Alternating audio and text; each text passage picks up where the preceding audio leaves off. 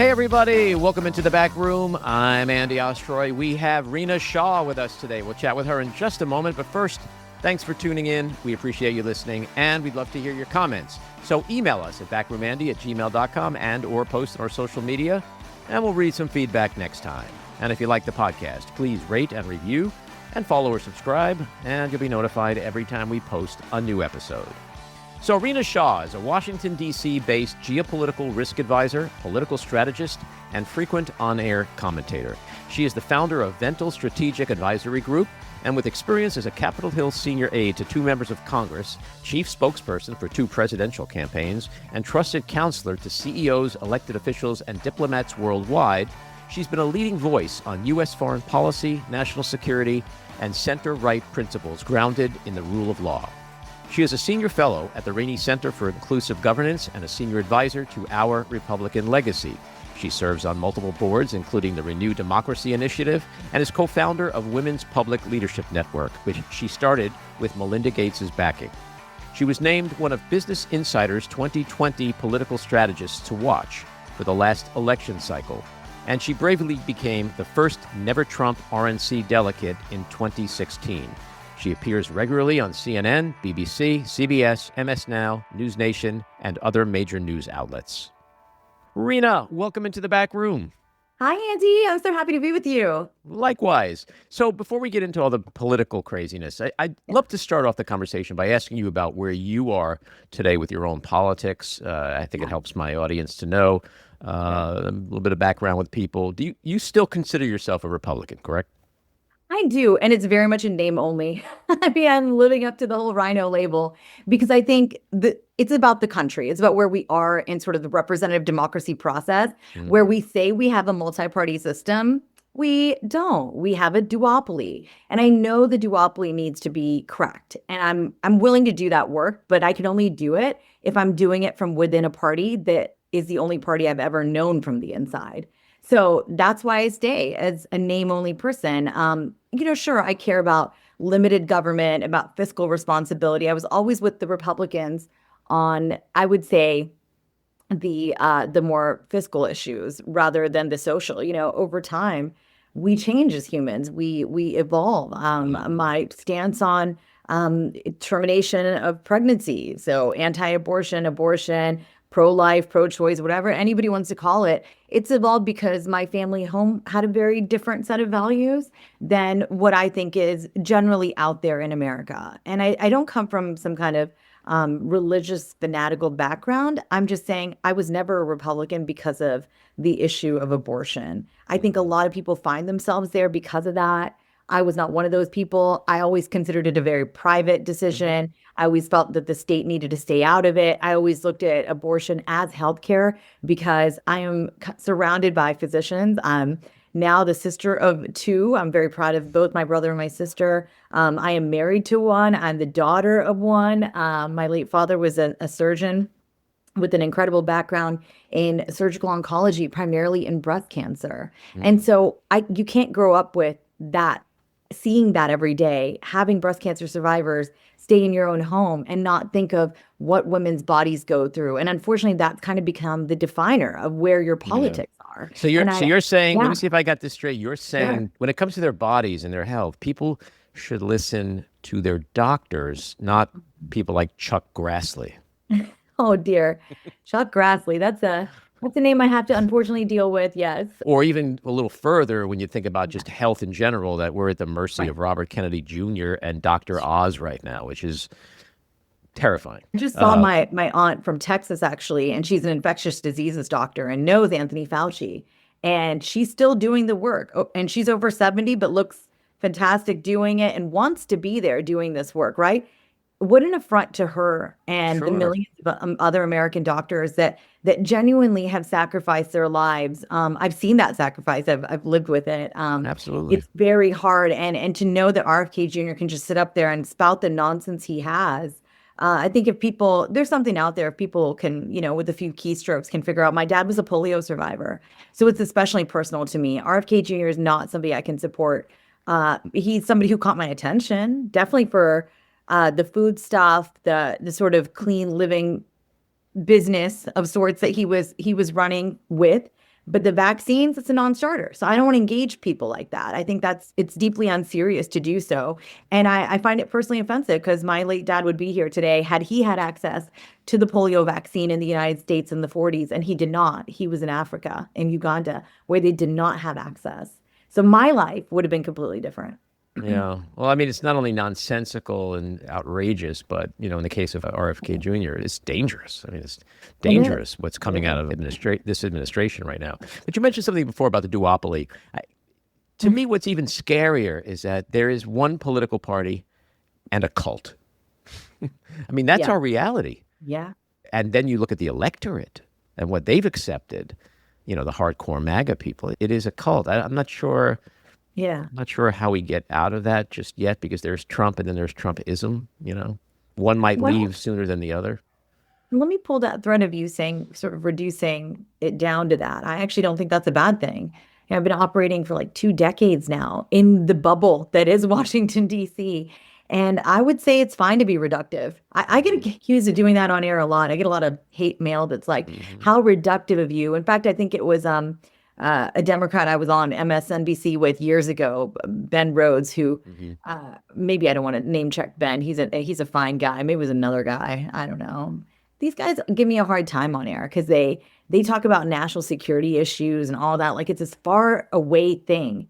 I'm like, good on you for your education. I'm somebody that's raised up to appreciate education and deeply respect it if you've made it to some really great elite schools. But the elitism, the talking like, things are so far and away from the common man that they can't understand them. I think that's how we got here. And so I think we need to be reductive about the moment. We need to very plainly say, I'm a Republican because I can do this better from the inside instead of leaving and saying bye-bye. And I'm not dinging anybody that leaves. My good friend Tara Setmayer and I talk about this all the time.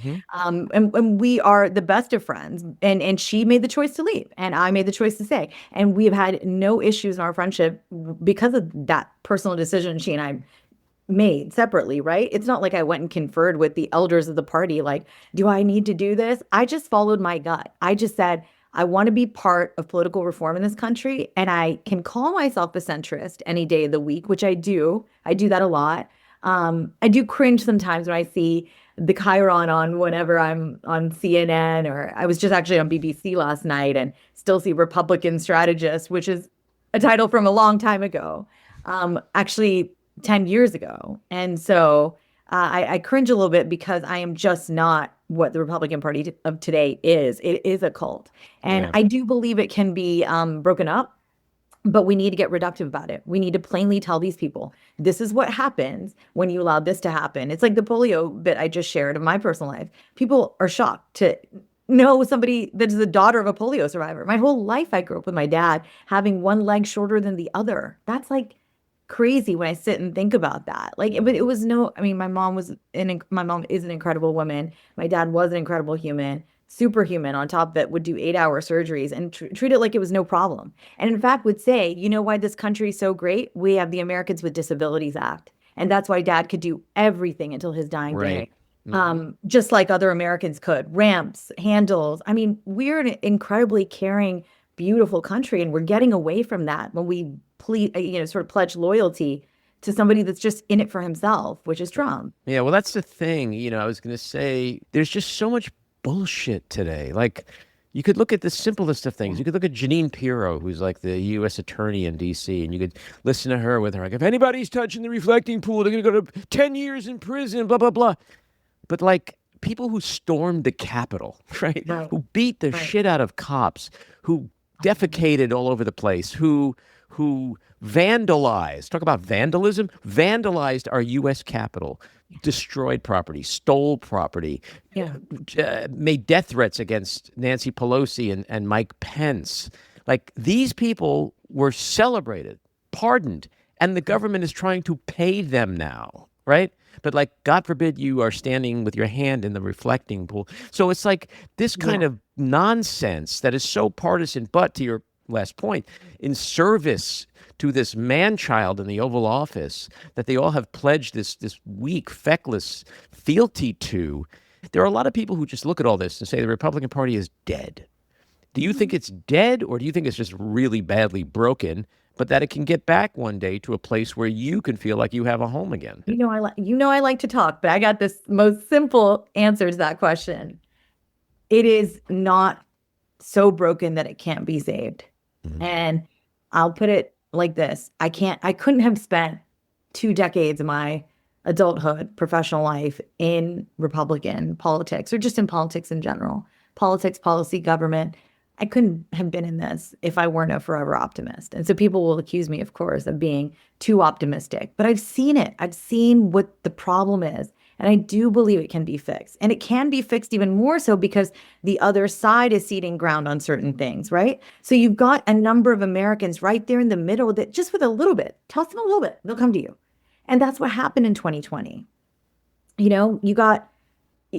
I started Republican Women for Biden. I was on Republicans for Harris, the coalition, with former members of Congress. I mean, this is all stuff I've seen and felt and lived and can tell you it can be saved. It just needs some serious strategy, direction, dedication. There are those people out there, and I'm part of a group called Our Republican Legacy. And admittedly, the name wasn't the first thing that caught me, but I was into it, and they know that I do these interviews and name check them sometimes. So it was started by a number of former members of Congress. Mike Pence was involved, very involved in the beginning. And then Senator Jack Danforth of Missouri is our main man. And he is now 90. And we wrote an op-ed together in the Wall Street Journal in the fall. We said Republicans ditch MAGA and get back to first principles, essentially. So it just gives me so much happiness to know that at 90, this guy who was a giant of a senator from Missouri, if you talk to people on the Hill who are closer to 90, I guess, they'll tell you Jack Danforth was a good Republican and still is. Sure. And people like us, we believe that the party can be saved, but not by backing sycophants like Vance and Rubio in the next chapter. Yeah. Well, see, here's the thing that's interesting and concerning at the same time is that you just mentioned somebody who's prominent and vocal and 90. Okay, Donald Trump is 80. Yeah. That's what's wild. When you think about okay, what is this country going to be like if that dude lives to be 90 or longer? Yeah. Now, as we saw from 2021 to 2025, he didn't go away. In fact, he picked up steam. Right. And he served to further destroy our democracy and our institutions and our boundaries and our norms and all that. So one thinks okay, if he does live to be 90, what does this country end up looking like? Because this is not a man who, when he's out of the White House, picks up his golf bag and just disappears like George Bush, right? He needs to be dominating the media, the news narrative every single day, whether he's in office, not in office. He's a sociopath. He's a malignant narcissist, et cetera, et cetera. And so that's what I concern myself about. But there are so many good Republicans out there that could take the party back. But if they're all sitting around terrified of Donald Trump and waiting for him to go to Mar-a-Lago in the sky, they and the party could be waiting an awfully long time. That's it. Yeah. And I think from my end, we've got a lot of those people under our banner at Our Republican Legacy that are privately sort of plotting what's next, right? And have been for a long time. God, I hope so. Yeah, I mean, right now we're people who are a party we're essentially in exile, right? So what do you do when you're in exile? Just kind of plan your next move whenever the opening comes. I do think there are people who are genuinely scared of Trump, who are Republicans. I've met those people. They're scared of him because of their livelihoods. And those people are actually generally in my age range. So, and their lives. There are people that literally fear for their lives. Oh, for sure. Donald Trump has given out people's addresses and phone numbers, and it's crazy. In 2016, when I became that first delegate to buck Trump, I got to personally know what that was like. And definitely didn't have help from law enforcement. They just told me, unless they crossed the line, people staked outside my home, people looking up where my husband worked, every detail about me, my parents, everything. Can you take a step back? Because I was going to ask you about that, because I think it's important you did something really super courageous 10 years ago, which 10 years ago, not a lot of people were doing. And in fact, I think you were the first. And in a very prominent, risky way. Tell us what you did then. That was very risky. It was so inside baseball. I ran into an indie actress in New York recently, and we were catching up and talking about it. And she said, I said, I never wrote the book. That's my regret. That I've had 3 children, a full career in consulting, and all that. And in these 10 years, I'm proud of myself for having survived and thrived, but I never told the tale properly. And here we are at my 10-year anniversary of this having happened. And I never wrote the book, is all I told her. And she said, this was never a book. This was a screenplay. She said, it's so inside baseball how Paul Manafort was in your life the summer of 2016. Like, she's like, these are the details that you need to walk people through. They have no clue unless you sit there and tell them, encapsulate it for them in a form that makes sense to them, because you were a former political operative. So I was this young political operative who had been a foot soldier in the party. I'd done everything right, come up through my local party's executive committee. I was in DC at the time, and DC was pretty liberal.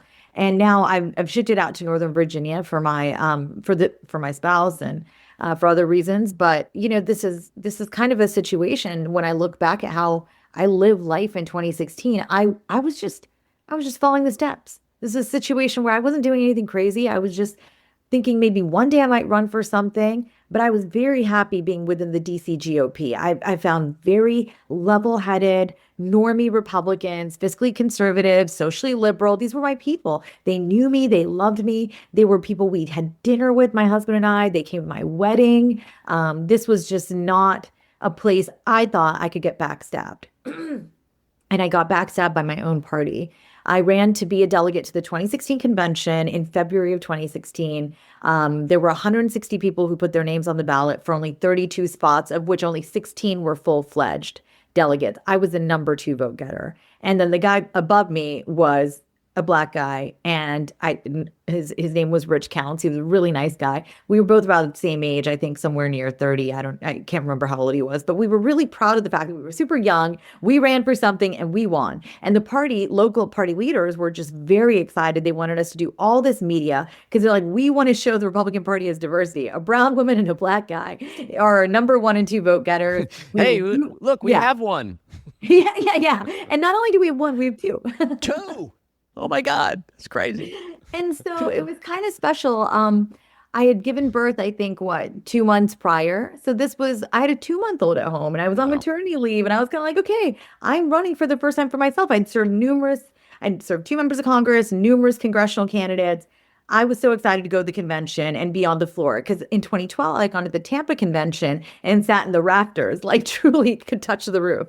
So it was very special. It was an experience where you had to be dedicated to one candidate, and Rubio had won our state primary. This was an official state-sanctioned election. The DC government was involved. And so Juan is a Rubio delegate. I was on his slate. We get ready to go to the convention. And by our party's bylaws, you vote for Rubio on the first ballot, and then you can vote free agent on the second. And my second vote was going to be for Kasich. And obviously Trump had mounted his run.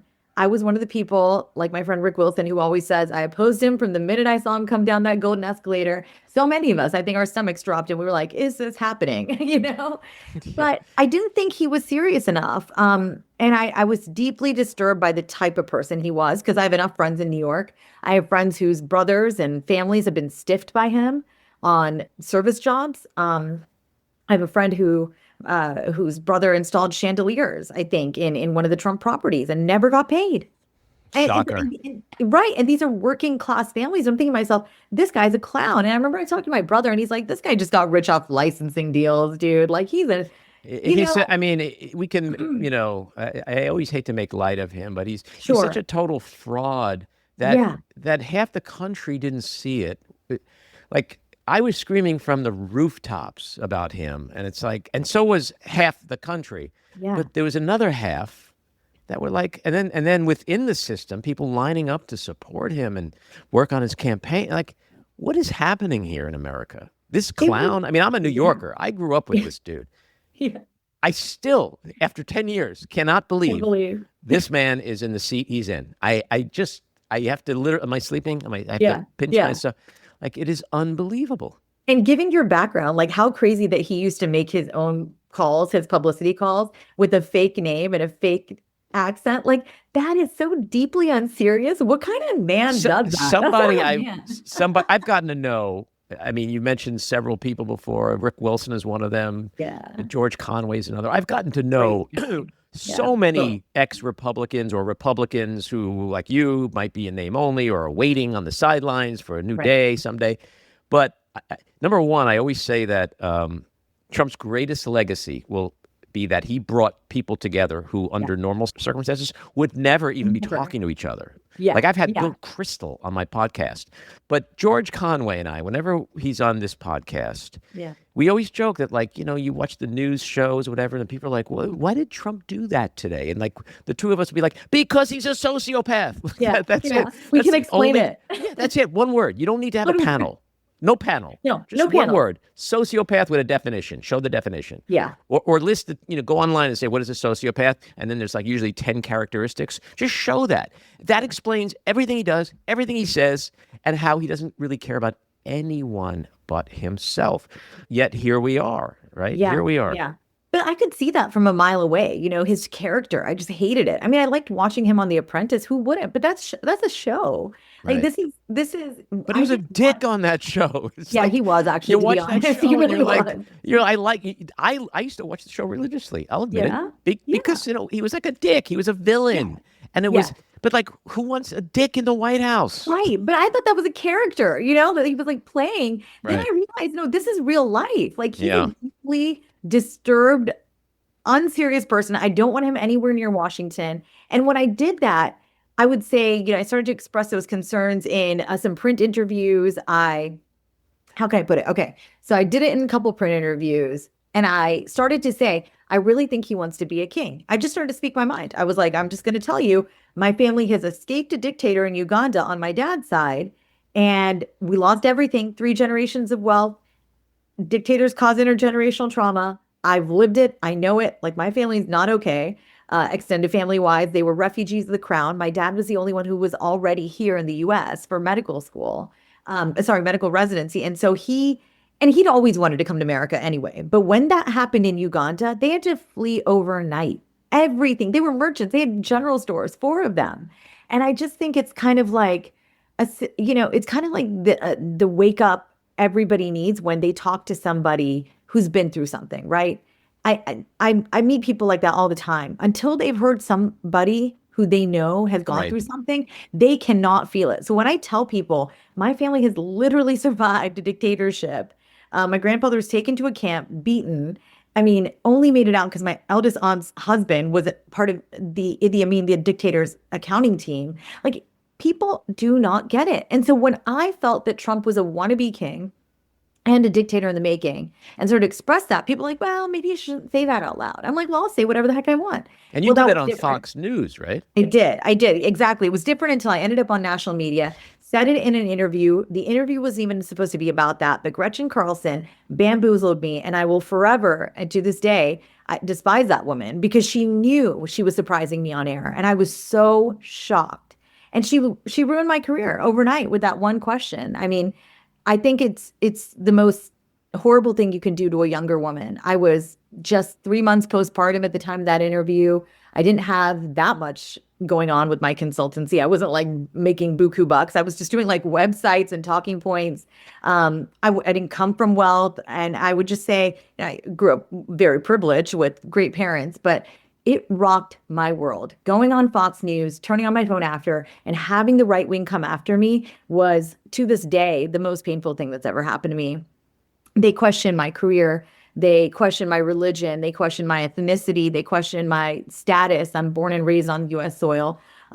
It just was the most hurtful thing, I think, that I still haven't really processed. Like, how could people in this country that I was taught to love by my father and mother, like, told that it was this great American experiment, grew up in an idyllic, lovely, rural Southern West Virginia setting where people were maybe a little curious about my family's religion. We're Jains, if anybody's ever heard of Jainism, and also my mom's Hindu. So, but nobody was ever hateful towards us. So I was so completely gobsmacked by the amount of hate I got, all because I was maybe going to prevent Trump. So me being the first delegate to buck him, really created the Free the Delegates movement. And that could have denied Trump the nomination on the convention floor. And what was the why question that you were asked on Fox? She said, I read somewhere that if your party's nominee is Donald Trump in November, that you would vote for Hillary Clinton. And I said, yeah, I did say that. All because I evoked the name of Hillary Clinton. It felt like evoking her name, it felt like I committed some cardinal sin. That's well, what I mean, Republicans she's having were like. sex with babies in the basement of a pizza parlor. I mean, come on. It was.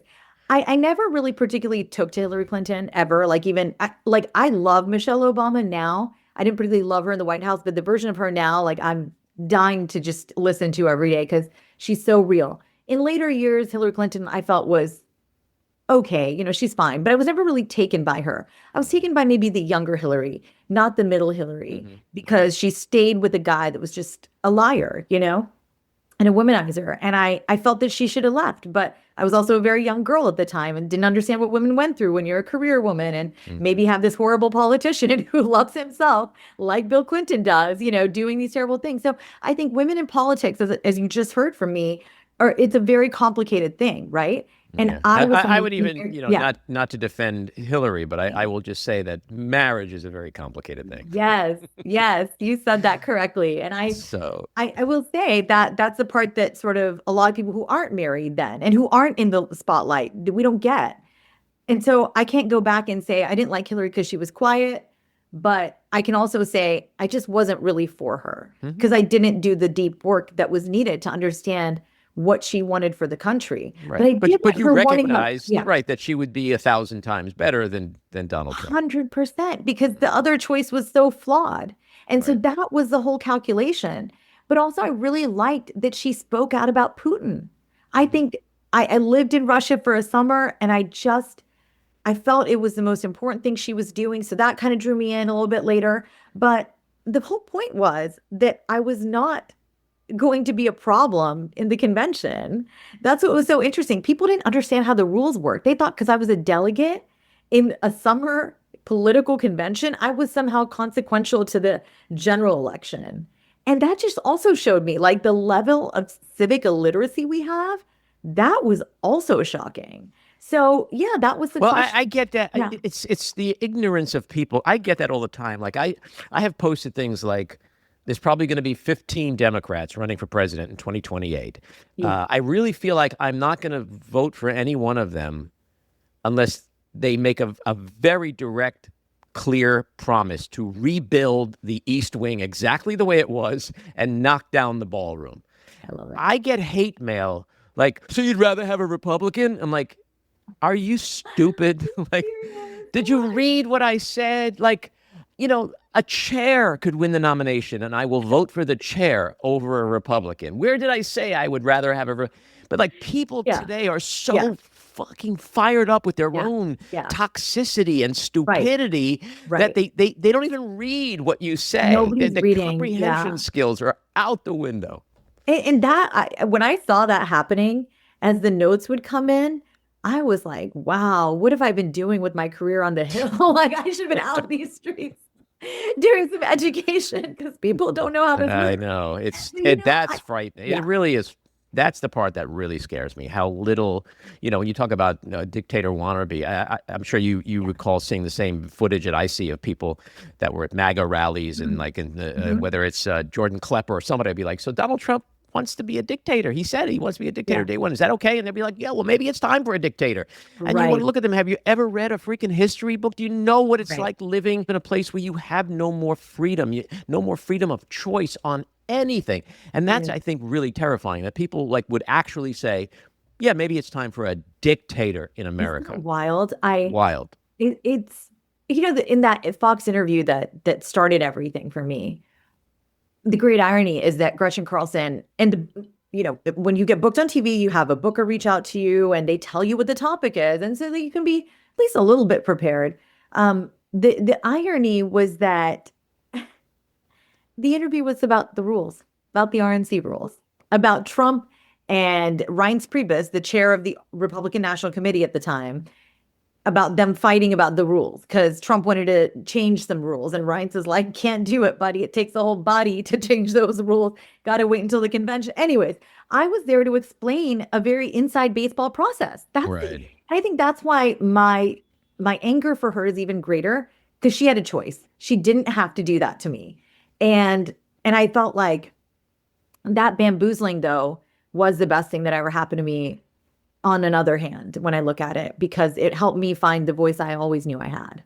And I always knew I could speak out about the threat to the republic, to the country. The threat is always from inside the house. And I think this is what the founders really, as I've read whatever I've read over time, from a young age, I was really enamored by the American presidency. Actually, one of the books back there is from a college professor I had. I minored in political science. And the year I got that book from him, the title is simply American President, and by Robert de Clerico. He was one of the preeminent experts on the American presidency at that time. And that was in the early 2000s when I went to college. And since that time, I've had the great privilege and honor of having worked and advised on 2 presidential campaigns at the highest level. And so I feel like my life is really like it all came together in the way it was supposed to, even though it's been particularly difficult at times. But I'm lucky to have had a support system. As tough as marriage is, my husband was extremely supportive at the time. He was just really had my back. My father was alive. He did. My mother was, worried. She was very worried. I will say she was worried that Trump was such a powerful man. And he's like, he can kill you, or he can finish you some way. And my mom's an Indian immigrant. She was a lawyer in India. And so that is what she knows. She knows that powerful people can finish you. And I said, no, Mom, there are protections here, and unfortunately, I didn't really get much of those protections. And I don't know that I really needed them. I was hoping Rubio would call. He never called. He knew what was going on. He never called. None of his staff called. There's some people who... Rubio is like, this is the thing that just enrages me. You look at Rubio, you look at J.D. Vance, you look at Mitt Romney, you look at any of them that have said the most horrible things about Donald Trump. Horrible, calling him Hitler, Ted Cruz. Oh, yeah. Yet they just line up to... I don't want to be crude, but like to just kiss the ass, forget kiss the ring, kiss the ass. And here you are, a woman of color, right? And you have shown more courage than these wealthy, rich, powerful white people, which is just like, when you see this happening still in 2026, given everything we know about this man, he's a convicted felon on 34 counts. He's an adjudicated sexual abuser. He's been accused by 20 plus women of sexual assault. He's in the Epstein files, having been accused of raping and physically harming a 13-year-old girl. I mean, what more do we need to know? And all these people, all these evangelicals, all these people of faith, family values people, just still line up like servile puppy dogs to support the king. How does that make you feel, given the journey you've been on? Yeah. I think it hurts a lot. I used to say, I would laugh about it, like almost, this is the first time I've ever been asked that question. I think it's such a good question because I know that what I've been doing hasn't centered me. I'd be far more wealthy now. I'd be probably a household name on TV or something. Instead, I've just kind of had to pick up, my marbles and take them home. And it was probably the best thing for me because I have now 3 beautiful children in which I'm pouring myself into. And, I'm a little conservative on the social front, just on the family tradition stuff. I do believe that if we want a better society, it starts at home. Yep. And it doesn't have to always be faith-based, but, I'm very secular also, I have to say.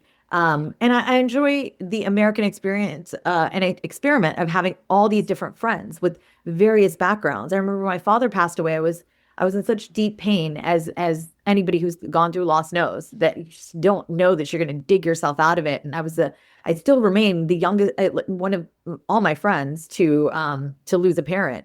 And I think at that time I was the youngest of all my friends to lose a parent. And I think it's just kind of been such a hard thing for me to lose my dad, because he's why I really got into politics. He's the one who told me about Kissinger and, Jim Baker, the greats, just really figures that were shaping the world that I was growing up in. That was my dad. And so when I lost my North Star, that was difficult for me. And I would say, hearing from a couple good girlfriends who lost their fathers, but I wasn't particularly close with. One friend lost her dad in the Bosnia Herzegovina war, and that knowing that her father was kidnapped in a faraway land, and she was born there. She goes, at least you got to know your father. Mine was kidnapped in the war. And then I had another friend who just said, thank God you had the father you did. Mine's a total degenerate, cheated on my mom, got remarried twice, all these things, and never helped me a day get to college or anything. And she ended up becoming a very successful oral surgeon. So I think this is kind of the America I know, where our stories shape us. And I just say, shame on Marco Rubio for being the son of a man who worked the back bartender at times, and came from Cuba and raised him up with, I think, probably all the values that shouldn't be what he is right now, which is kissing the ring, all for wealth and power. And the America I know, to just kind of put a bow on it, is one in which you can always rewrite your journey. You can always kind of pick up and thrive. I say to myself, what would I do? Well, since losing my dad, I've had my mom, who doesn't understand American politics at all. She keeps talking about how I'm like, Mom, you've been here 40 some years, 45 years almost. But she knows good leaders when she sees them. She supported Mitt Romney before she supported Barack Obama. She used to praise Robert C. Byrd from our home state of West Virginia for just being a good, he was post-Klan ties at this point. He did a lot for immigrants in West Virginia. And so I think I try to rely on my mom a lot to keep reminding myself, why did our family come here? What am I doing all this for when these people so quickly folded? These people, for the sake of money and power, did that. I keep leaning deeper into my family story to remember my why. Yeah, well, it's really interesting. You've mentioned Marco Rubio a few times. He literally has sold his soul. And it's shameful because he does know better. And he was a pretty decent guy back in the day. Sure. Not necessarily my cup of tea as a Democrat, but decent. I could sleep at night with Marco Rubio. Yeah. But there's going to be an election in 28. He's running, right? Oh, yeah. And just like when Kamala Harris kind of lost the campaign, when people kept asking her, what would you do differently than Joe Biden? And she couldn't answer. And in fact, she embraced everything. That question is coming to little Marco. Right. If he wants to win, he's going to need to get back the RINOs, the in name only, whatever you guys want to call yourselves, the independents, the moderates. And their question is going to be, we just got out of hell. Yeah. You were part of that. How are you going to be different? And then I suspect you're going to see little Marco go back to the past, where he's going to start shit-talking Trump again. Uh-huh. And the big question is going to be, will it be authentic and convincing? And I don't think it will be. I think he can. So people talk about Marco Rubio. They talk about J.D. Vance. Yeah. Why should we put you in the White House now when you were part of this grifting and corruption and sycophancy and all this? Ooh. And so it's a tough gig that they're facing. But I want to ask you about, especially as a family that is deeply rooted in immigration, we've seen so many Supreme Court rulings in the past week and a half. And a lot of them have to do with immigration. But I literally feel like when this interview is over, I have to go to urgent care and get my whiplash treated because the Supreme Court is psychotic. It's literally when I look at their decisions, it's like they're sitting around thinking, we cannot let Donald Trump destroy the Constitution and destroy our democracy. Right. But we could pretty much give him the ability to do anything he wants. And it's well, make up your minds, guys. On tariffs, no. Birthright citizenship, which is breaking news today, no. But then, fire any independent regulator you want from now on and make it easy to even go back and try to fire Lisa Cook again and control the Fed. The FTC ruling is upsetting 90 years of precedent. Do they want to rein him in, or are they paving the way for him to be the dictator that he fantasizes about? Ooh, I think that's going to be the question we talk about all through the summer. These decisions coming down, telling us what the court cares about or what the court thinks its role is in the year 2026, right? I think that's what this is all about. Is this court independent? Do we truly have an independent judiciary? And that's what I see is trying to be exhibited here by, again, these conservatives on the court. They are trying to at least appear independent if they could. The tariffs case was particularly important to me because I was on an amicus brief as part of that. That to me was, a decision that was no brainer. Birthright, also no brainer. 14th Amendment stuff here. What are we doing? I mean, any conservatives I talked to about why they were supporting Trump ending birthright citizenship, they were like, well, there are Chinese coming and staying in California for a long time and having anchor babies. I'm like, I'm sure it's happening. I know it's happening, but I don't know that it's happening at the rate at which you're telling me it is. You know what I mean? So that's going to happen anytime. I mean, government can't fix and solve for everything. I mean, that's I think part of the problem. A lot of people are not kind of cognizant of like, what is the role of a federal government? But this gets us back to January 6th. Yeah. It's like, did you see what happened that day? It wasn't immigrants. It was people born here, white people, right? Your neighbor. and you had no problem with any of that. Like I said, you pardoned them. You called them peaceful people who were, there was a day of love and respect for the cops, patriots, right? And you pardon them and you want to give them money. So that's okay. But like a few rando Chinese babies that are born in this country, that's too much for you. Yeah, that's too much for you. I mean, we're living in an upside down world. But, I think the tariff case is not what we're going to remember this 2026 court for. The birthright citizenship is not what we're going to remember this court for. This court is going to be remembered first by the immunity ruling and then the expansion of executive power that we saw this week in some of the rulings. And because that's what's going to be lasting, the expansion of presidential power. And we could argue whether or not anyone's really going to abuse it the same way Trump is. Like, if there's a Democrat president, are they going to, fire anyone they want? I don't see that happening. I don't even see a moderate Republican doing that. So I do think the real risk is what Trump can do with it. But still, that I think is going to be the Roberts Court legacy, this crazy, dangerous expansion of executive power. I was going to say that's the biggest piece of the legacy because it is the most dangerous when you allow one person to go so far from what I think the Constitution allows. And we already know that for years, presidents of different parties, Democrat, Republican, have been using, they've been governing by executive order, which is problematic in and of itself. Now, that's human nature. You see somebody else do it, you want to do it that way. I think that's a very different thing than overreaching, which is what Trump has done every day of the week since he's come back.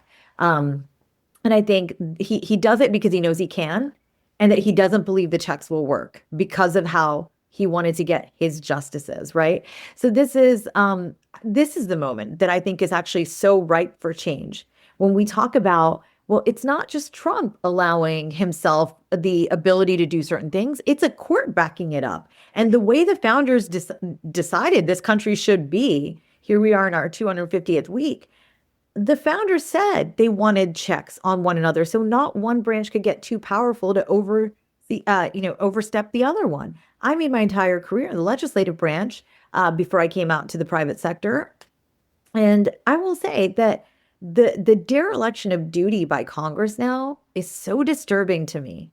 The fact that these guys have just said we are not going to touch that. War powers, man. You guys, like I want to scream whenever I think about some of the conversations I've had. I had a conversation with a member of Congress, Republican from a southern state about 3 months ago. And he was just maybe it was longer than 3 months. Yeah, it was 3 months. No, longer than 3 months ago, because we were right around the start of the February 28th bombing, so of Iran. So I was just going to say that basically I asked him straight up, when are you guys gonna check him?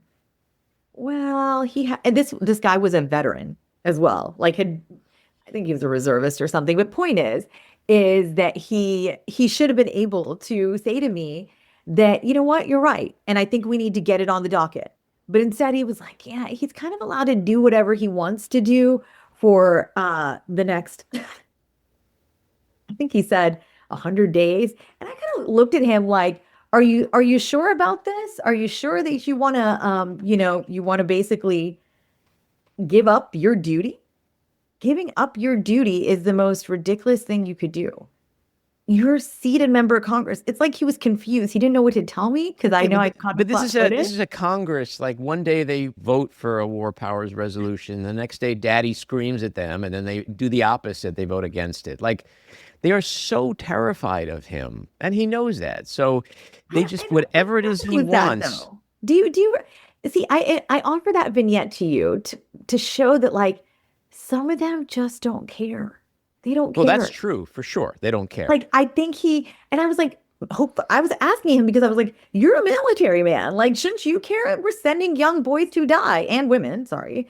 But like, I come from a place like that where a lot of people do go on to the military after high school because that is kind of their best bet. Then they go to college or, whatever. And I just kind of felt I got this air of like, he's above it. He's living this nice golden life. I think they've seen what he's done in the past on a personal nature, which causes them great physical risk to themselves and their families.